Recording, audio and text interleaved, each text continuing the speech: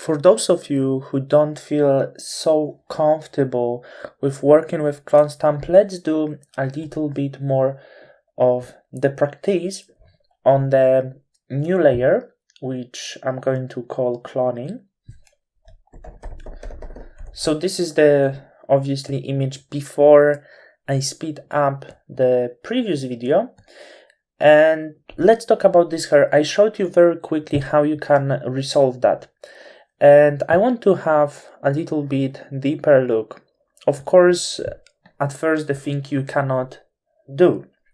You cannot do this by working with the hard-edged brush, because as you can see, it resolves the problem of the hair, of course, but it absolutely destroys the texture that's supposed to be here because we applied somewhere from here. It would be maybe better if we would take it from here and we are copying, and that's actually matching, so it's not so bad as you can see. It actually matching the ugly hair we had here. Though still, I rather prefer to use something soft, and let's have a look how it would match over here. Feel free to do this sort of experiment. As you can see, resolve the same thing, resolve the hair, though of course we cannot work that way. So I recommend you to play at first just with hardness.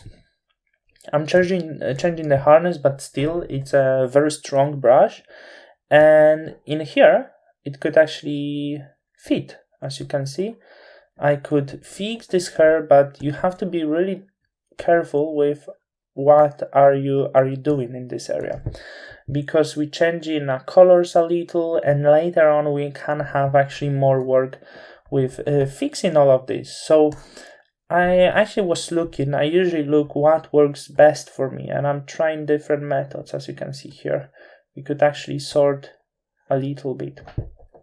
So what's the best way actually? What is a little bit more step backs? What is the best way to work? There is no the best way.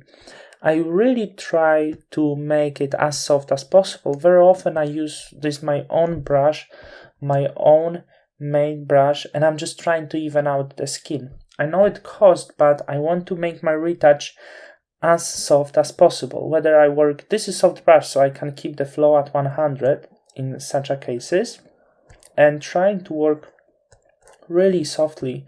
And I would rather mix with some harder brush, some softer brush, etc., and find the point where it actually gives me the best results. But the skin is so rough over here, it actually doing quite good job. We're not losing the texture, but as you can see, here's a lot of hair. So in this sort of area, I wouldn't mind to try working with a different soft brush, though trying to remove that. As you can see, it works quite well. And then, for example, I can switch into my own brush and then trying to match this area to even this out. So there is many possibilities you can have, and only connecting all of them, maybe finding your own way, give you the best result. I don't think it's great job here because I totally destroyed the natural shadows that was here, so I don't feel it would be the best idea to do. And also I could try to just even out it that way to keep the shadows, and with soft brush trying to do as much as possible. And usually working with this soft brush giving me the best results over here. Of course, you need to pay attention to not overdo this. So I really just a little bit knock down the areas where I have rough skin, because I know that later I have a lot of work to restore certain areas, to work with first touch and burn, and later if the texture will not look well as I plan, I will have to do something to restore these areas.